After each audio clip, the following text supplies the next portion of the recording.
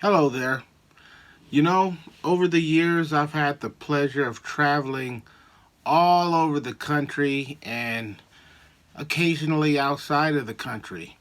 And I must admit, my most favorite place to travel is New York City.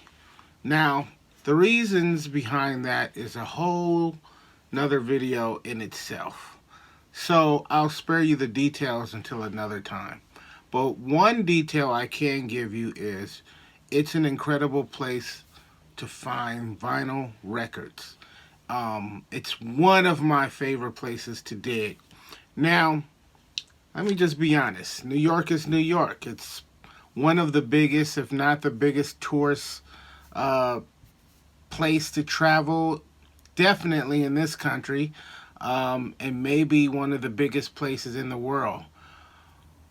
And with tourist traps come crazy prices. So yeah, you're gonna see a lot of crazy prices on records there.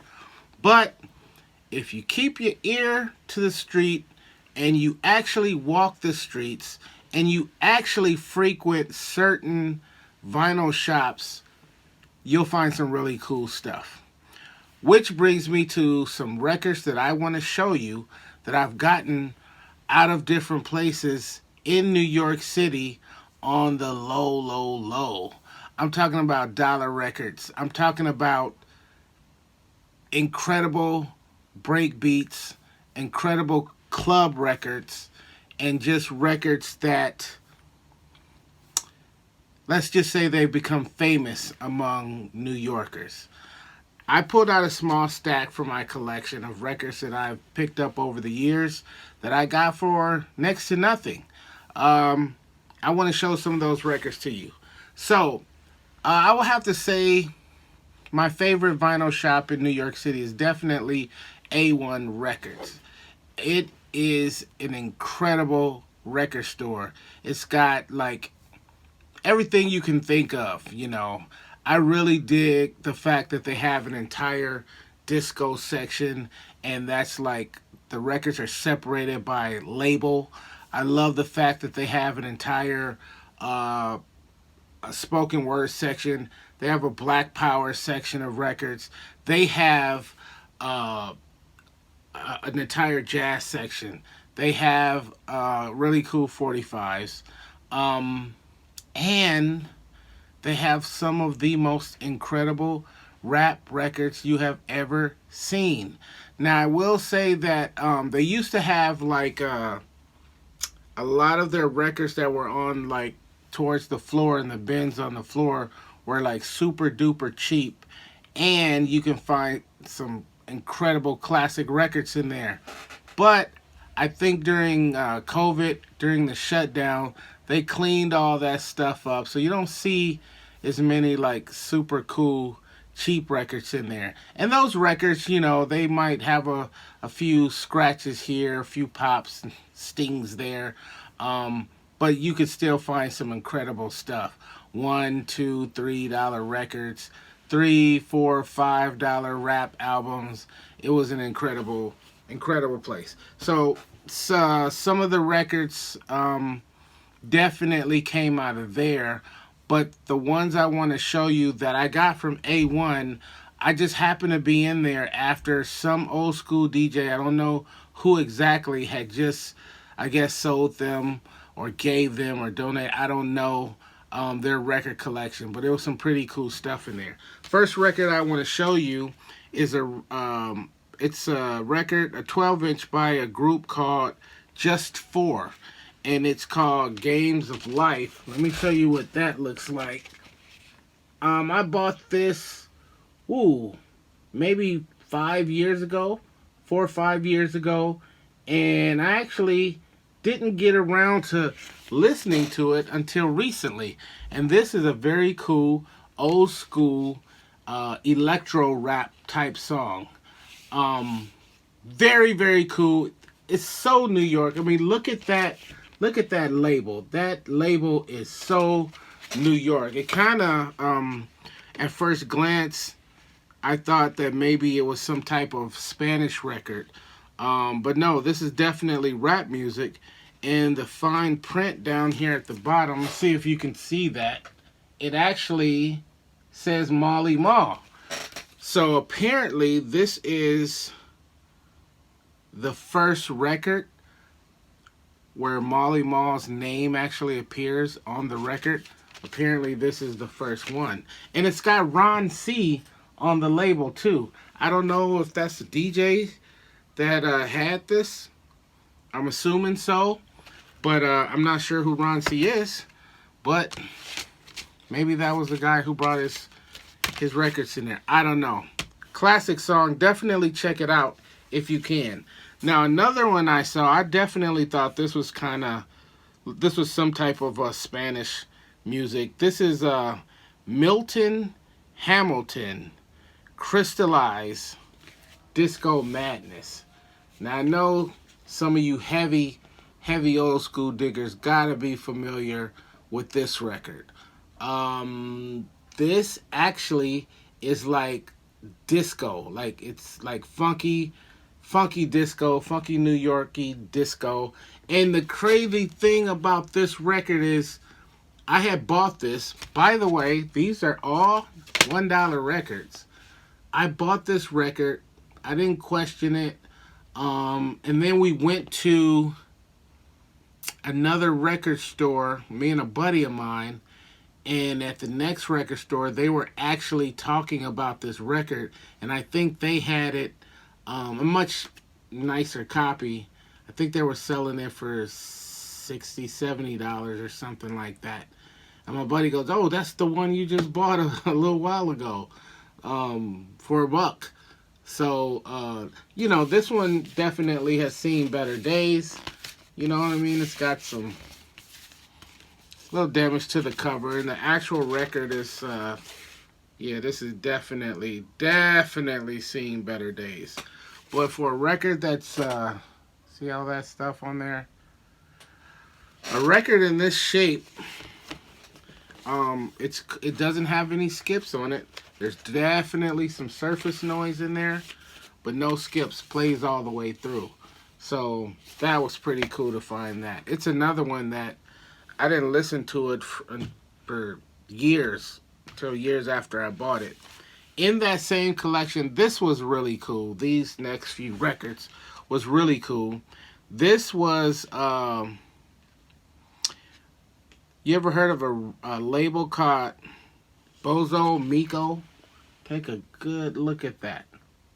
This is the record label that was put together by Breakbeat Lou and Breakbeat Lenny of the famous Ultimate Beats and Breaks albums.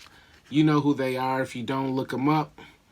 But you can see right here where they kind of ripped the the song titles, you know, because of the competitiveness of DJing back then. Nobody wanted anybody to know what they were playing. Now these were definitely bootleg records of other stuff that was out there, and this actually normally would say Grandmaster Flash and the Furious 5, and that song is Flash to the Beat, and then on the other side is just a track called Fusion Beats. But that's what that actually is right there. And so I was just, this thing is like really kind of beat up. Definitely I would say VG minus on this one.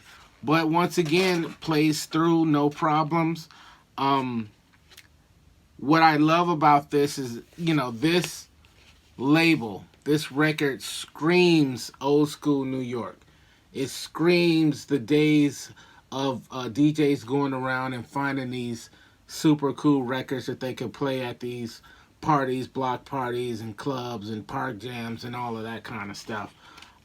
So just to have something like this in my collection is pretty cool, and to know that when you watch these documentaries and you're on the internet or you're looking at these DVDs and you hear about how they would either remove the label or they would put markers on it or stickers and they would cover it up. I have one of those records from that era that they were actually doing that kind of stuff with. I think that's pretty cool to have something like that in my collection. Which brings me to the next record. This label, and this is another bootleg label from New York. Same thing as the last one I showed you.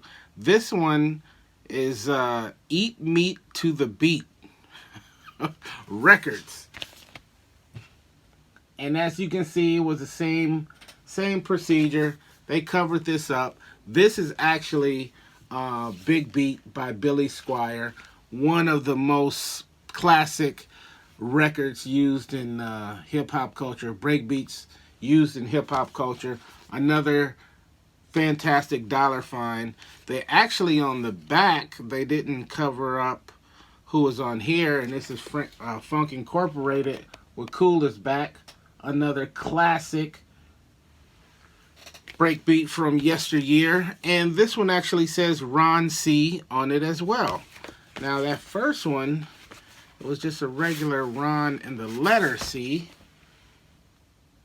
And this one actually has the CEE on it.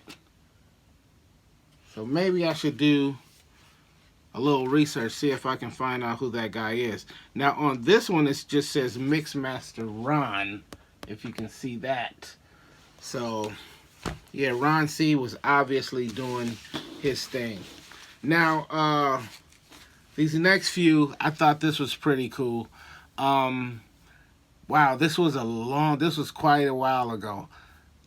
I'm in New York, I'm in Harlem. I'm walking down Lenox Avenue, I would say just north, a few blocks north of 125th Street. I see this guy, he's got a blanket out on the sidewalk, and he's got all of these records just laying flat on the blanket. What drew me to that, well, first of all, it's records, so that was, but once I got close enough, there was one record in particular that I saw that I couldn't believe was laying there. I'm going to get to that for a second. So I walk closer up to it, and I see these 3 records, and I go, whoa. The first record is Octopus Breaks Volume 3. Now, Octopus Breaks was another label, bootleg label, that Breakbeat Lenny and Breakbeat Lynn are responsible for, and they would just have all of those classic songs that these DJs were playing in the park jams and in the clubs and in these different house parties and whatnot. And so on side A of Volume 3, it's Sherilyn, Got to Be Real, Apache is on here, Dance to the Drummer's Beat is on here, Bongo Rock remix is on here, Give It to You, I'm not sure what that is, and the Floater remix, whatever that is, I'm not exactly sure. So I didn't have any Octopus Breaks in my collection at a time. This sucker is actually in really nice condition. But I saw this one. I hope I'm not mixing. I might have a few of these mixed up. And then I also saw a Volume 6 of Octopus Breaks. This one actually has Cutmaster D on the label. You can barely see that, but it says Cutmaster D. Not sure who that guy is, but Volume 6, Sing a Simple Song, that's Sliding a Family Stone, Cold Sweat, James Brown, 2001, I'm not sure what that is, I would have to hear it again, Son of Scorpio, Dennis Coffee Scratching, I believe that was that LTD, I think, Down on the Avenue, and I Like Funky Music. This one is in, this was in way rough condition. This one is really bad. Anyway, so I see these 2, and then I see this other one that I'm getting ready to show you. But here's the thing. So I'm like, oh man, I gotta take these home. But this third record, I really gotta take that home. So I asked the guy, I said, how much are the records? And he says, well, which ones are you looking at?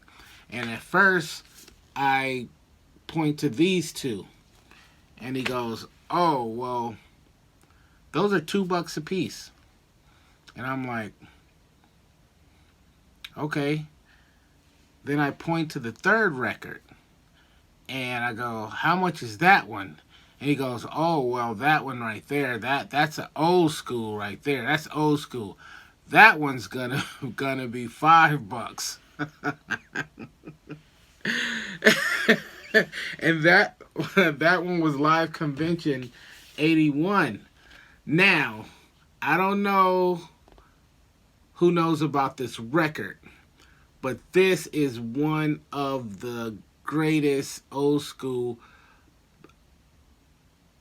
rap records you could ever have in your collection. Now, this was probably 8, 9 years ago, maybe somewhere in there. Maybe 7, 8 years ago at least.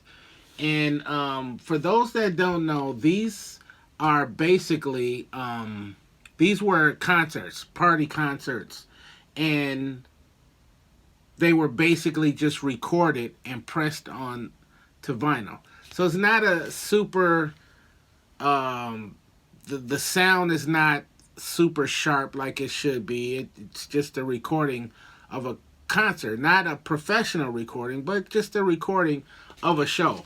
On one side, there's Grandmaster Flash and the Furious Five performing, and let me see if I can find out who's on the other side. I think there was like Busy Bee and some other. Let's see. It says Little She Rap in the the Hypnotizing 3 was on one side, and on the other side is Live Connect or the T Connection, live at the Celebrity Club. But and I think that's the side that has Grandmaster Flash and the Furious Five on it. Now, this record is credited with being the very first record, and it's like maybe like a VG.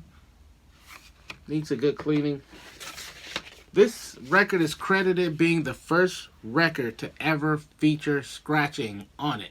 The very first one to feature. Obviously, Flash is on one side. On the other side is a DJ called Lightning Lance. And Lightning Lance, I actually got to meet him a day or two after I actually found this record, which was very exciting. Unfortunately, I didn't have the record with me when I met him because I would have had him sign it for me. Now, this record has gone up and down in value. At the time, it was worth right around $600 in, better condition, VG plus to near mint minus, I'm sorry. It's not worth nearly that much nowadays. But it was a really, really valuable record at the time that I found it. So this is a really special record for me, and I found it for next to nothing. The guy basically gave them to me. That's how I feel about it. $5 for this and $2 a piece for the Octopus breaks. Was basically the equivalent of this guy just giving them to me. It was really cool, and that's what I love about New York is you can buy just about anything you want right off the street. All you got to do is move around a little, and you'll be surprised at what people are selling. And people are out there selling literally anything and everything to make a buck. Well, it was pretty cool finally being able to add some Octopus breaks to my collection, and it seemed like after that, they just started rolling in. The next one I want to show you, I'm not sure where I found this from, but this is Octopus breaks Volume 8. And when I found this, I actually found doubles of this record, which was pretty cool. Now, you can take a good look at that and see that they covered up most of the song titles and whatnot. And these labels are pretty worn out looking. Not to fret, because at some point after finding this, I found another set of Volume 8 again. And this one actually has these songs that I can try to describe. When they would put the song titles on here, they would kind of change up the words a little bit just to throw it off, so you know they wouldn't be as easy targets if any legal action came that way. But Bring It Here, I don't recall what that is. Hand Clapping is definitely the hand clapping song from the Meters. Midnight Theme, Two Pigs and a Hog, It's My Thing. I'm not 100% sure where those came from. The Mexicans, we know that famous B-boy song. Frisco Disco, remember? Dun, dun, dun, dun, dun. That's on here. And then another one titled Flip. I'm not sure exactly what Flip is. So, I actually have 4 copies of this. So I think I'm going to be getting rid of these 2. And they're all pretty beat. You know, they're all pretty bad. But I don't need 4 copies. So I think I'm going to get rid of 2 of these. Anybody need Octopus Breaks Volume 8? Let me know. We'll see what happens. So yeah, that's what I wanted to show you guys. These incredible breakbeat albums that I found in New York City for next to nothing. You gotta love finding those classic dollar records. Even if, like in my case, all you can really do is have them for collectible purposes. Don't even need to play them out. And I have all of the ultimate beats and breaks, so a lot of these songs are on there as well. But I just like the fact that I got some of these classic records that were actually used by these classic old school New York DJs. These were the very ones that they had. I think that's pretty cool. Gotta love New York City. That's it for now. Thank you guys for joining me and hanging out. And I'll see you soon on Daryl D TV. Stay safe. Peace and love.